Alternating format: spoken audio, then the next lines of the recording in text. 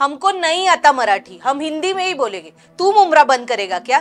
अशा भाषेमध्ये मुंब्र्यातील एका जमावाने चक्क एका मराठी तरुणाला मराठी बोल असं सांगितल्यामुळे कान धरून माफी मागायला लावायचा प्रकार नववर्षाच्या सुरुवातीलाच घडला।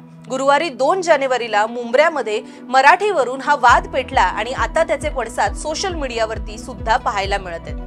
नेमकं काय झालं याविषयी सध्या सोशल मीडियावर प्रचंड चर्चा सुरू आहे। अविनाश जाधव यांच्यासारख्या नेत्यांनी सुद्धा या प्रकरणामध्ये प्रतिक्रिया दिलेली आहे। मात्र दोन्ही बाजू समोर येत असताना त्यातील तथ्य काय हे आपण या व्हिडिओच्या माध्यमातून जाणून घेणार आहोत। नमस्कार, मी सिद्धी, आपण पाहत आहात लोकसत्तालय। खरं तर कल्याणमध्ये मराठी विरुद्ध हिंदी हा वाद काही दिवसांपूर्वीच घडला होता। यामध्ये एका मराठी कुटुंबाला मारहाण सुद्धा झाली होती। चक्क विधानसभेच्या अधिवेशनात सुद्धा हा मुद्दा गाजला होता आणि त्यानंतर आता काहीच दिवसांनी मुंब्र्यामध्ये सुद्धा मराठीवरून एक वेगळा वाद चिघळल्याचं पाहायला मिळते। मुंब्र्यामध्ये गुरुवारी 2 जानेवारी 2024 ला विशाल गवळी नावाच्या एका तरुणाला चक्क एका जमावाने मराठी बोलायला सांगितलं म्हणून कान पकडून माफी मागायला लावली। झालं असं की डायघर या भागामध्ये हा 21 वर्षीय तरुण म्हणजेच विशाल गवळी हा राहतो। गुरुवारी 2 जानेवारीला संध्याकाळी 4 वाजताच्या सुमारास तो मुंब्र्यातीलच कौसा या भागामध्ये असलेल्या एका फळ विक्रेत्याकडे फळ खरेदी करण्यासाठी गेला होता। त्यावेळेला या विशाल गवळीने फळ विक्रेत्याशी जेव्हा भाव विचारला तेव्हा फळ विक्रेत्याने म्हणजेच शोएब कुरेशी याने त्याला हिंदीमध्ये उत्तर दिलं। त्यावरती विशालने त्याला मराठीमध्ये उत्तर दिलं। यावरून त्या फळ विक्रेत्याने त्याला असं सांगितलं की मला मराठी येत नाही। हे ऐकल्यावरती विशाल गवळीने अगदी सर्वसामान्य माणसाप्रमाणे अशी प्रतिक्रिया दिली की तू महाराष्ट्रात राहतोस, इतकी वर्ष राहतोस, तर तुला मराठी का येत नाही? तर यावरून या दोघांमध्ये वाद सुरू झाला। वाद सुरू झाल्यावरती फळ विक्रेता शोएब कुरेशी याने आपल्या काही सहकाऱ्यांना तिथे बोलवलं आणि आजूबाजूला जमलेल्या सगळ्या जमावाने मिळून विशाल गवळीलाच दमदाटी करायला सुरुवात केली। सगळा जमाव मिळून कोणी विशाल गवळीचं तोंड धरत होतं, त्याचे हात धरत होते। इथे कुठल्याही प्रकारची मारहाण झाली नसली तरी शाब्दिकरित्या विशाल गवळीला या सगळ्या गुंडांनी दमदाटी केल्याचं व्हिडिओमध्ये सुद्धा स्पष्टपणे दिसतंय। झालं असं की या सगळ्या जमावाने मिळून विशाल गवळीला तू मराठी बोलायला का सांगितलं? मराठी नाही येत आम्हाला, आम्ही हिंदीतच बोलणार, आणि नसेल येत आम्हाला तर तू मुंब्रा बंद करण्याची धमकी देतोस का?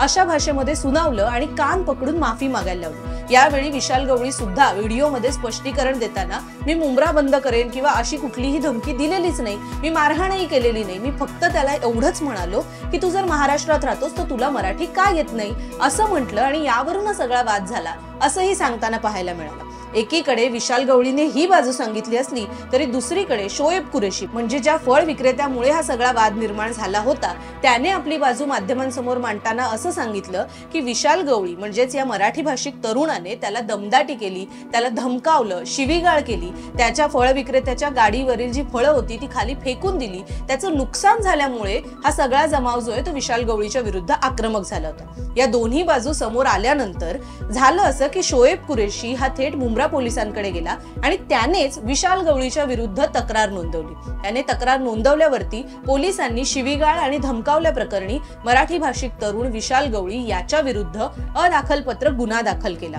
ह्या सगळ्या प्रकरणामध्ये ज्या जमावाने विशाल गवळीला माफी मागायला भाग पाडलं होतं त्यानेच मुजोरपणे या विशाल गवळीचा व्हिडिओ सुद्धा शेअर केला आणि तो व्हिडिओ जसा सोशल मीडियावरती व्हायरल झाला त्यावरून जशा टीका होऊ लागल्या त्यानंतर गुरुवारी रात्री उशिरा मुंब्रा पोलिसांतर्फे ज्या गुंडांनी ज्या जमावाने विशाल गवळीला दमदाटी केली होती त्या 8 ते 10 जणांच्या विरुद्ध सुद्धा गुन्हा दाखल करण्यात आला। एकूणच कल्याणमध्ये झालेली घटना असेल, त्या पाठोपाठ मुंब्र्यामध्ये झालेली घटना असेल, महाराष्ट्रात मराठी माणसाला मराठी बोलण्यासाठी माफी मागावी लागतेय याहून दुसरं दुर्दैव नाही अशा प्रतिक्रिया आता सोशल मीडियावरती सुद्धा समोर येत आहेत। यावरतीच मनसे नेते अविनाश जाधव यांनी सुद्धा आपल्या सोशल मीडियावरती एक पोस्ट केली आहे। अविनाश जाधव यांनी असं म्हटलंय की मराठी बोलणं गुन्हा ठरलंय, मराठीसाठी माफी मागावी लागते आणि तेही महाराष्ट्रात। हे आता मुंबई आणि महाराष्ट्रातील प्रत्येक चौकात होणार आणि मराठी माणूस फक्त पाहत राहील। याचसाठी महाराष्ट्राला राजसाहेब हवे होते, आता भोगा आपल्या कर्माची फळं। अविनाश जाधव यांनी आपल्या सोशल मीडिया पोस्टमध्ये ह्या प्रकारे प्रतिक्रिया दिलेली आहे। तर सोशल मीडिया युजर सुद्धा या प्रकरणामध्ये विशाल गवळीचीच बाजू घेत शोएब कुरेशी अर्थात तो फळ विक्रेता आणि त्याचा जो सगळा जमाव होता, ते सहकारी होते, त्यांच्यावरती टीका करतात। या प्रकरणी आता मुंब्र्यामध्ये वाद तर चिघळलेला आहेच, पण येत्या काळामध्ये यावरती अन्य राजकीय नेत्यांच्या किंवा सामान्य नागरिकांच्या प्रतिक्रिया सुद्धा वेळोवेळी समोर येतच असतील।